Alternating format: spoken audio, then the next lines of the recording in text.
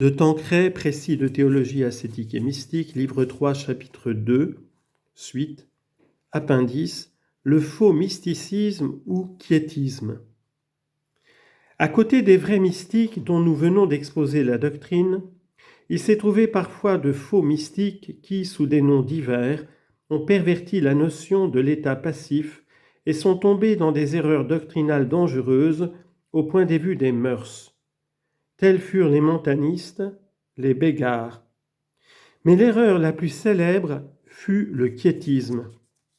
Elle s'est présentée sous 3 formes différentes. Premièrement, le quiétisme grossier de Molinos. 2. Le quiétisme atténué et spiritualisé de Fénelon.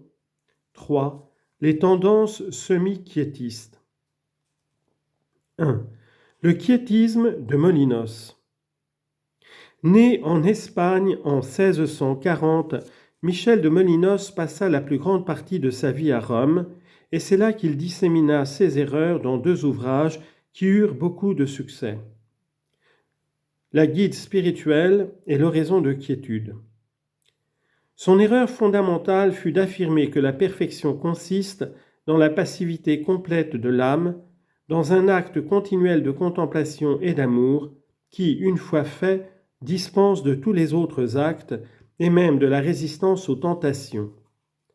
Laissons faire Dieu, telle est sa devise. Pour mieux faire saisir les erreurs de détail, mettons sur 2 colonnes la doctrine catholique et les déviations de Molinos. 1. Selon la doctrine catholique, il y a un état passif où Dieu agit en nous, par sa grâce opérante, mais on n'y arrive normalement qu'après avoir longuement pratiqué les vertus et la méditation. Erreur correspondante de Molinos, il n'y a qu'une voie, la voie intérieure ou la voie de la contemplation passive, qu'on peut acquérir par soi-même avec la grâce commune. Il faut donc entrer aussitôt dans la voie passive et par là annihiler ses passions. 2. Selon la doctrine catholique, l'acte de contemplation ne dure que peu de temps, bien que l'état d'âme qui en résulte puisse durer quelques jours. Erreur correspondante de Molinos, l'acte de contemplation peut durer des années entières et même toute la vie, jusque pendant le sommeil, sans être réitéré. 3e point, selon la doctrine catholique, la contemplation contient éminemment les actes de toutes les vertus chrétiennes, mais elle ne nous dispense pas de faire en dehors du temps de la contemplation des actes explicites de ces vertus. Erreur de Molinos, la contemplation étant perpétuelle dispense de tous les actes explicites des vertus qui ne sont que pour les commençants. Par exemple, les actes de foi, d'espérance, de religion, de mortification, de confession, etc. 4. Selon la doctrine catholique, l'objet principal de la contemplation est Dieu lui-même, mais Jésus en est l'objet secondaire, et en dehors de l'acte contemplatif, on n'est pas dispensé de penser à Jésus-Christ, le médiateur nécessaire, ni d'aller à Dieu par lui. Erreur correspondante de Molinos, c'est une imperfection de penser à Jésus-Christ et à ses mystères. Il suffit de se perdre dans l'essence divine. Celui qui se sert d'image ou d'idée n'adore pas Dieu en esprit et en vérité. 5. Selon la doctrine catholique. Le saint abandon est une vertu très parfaite, mais il ne doit pas aller jusqu'à l'indifférence par rapport au salut éternel. Il faut au contraire le désirer, l'espérer et le demander. Erreur de Molinos.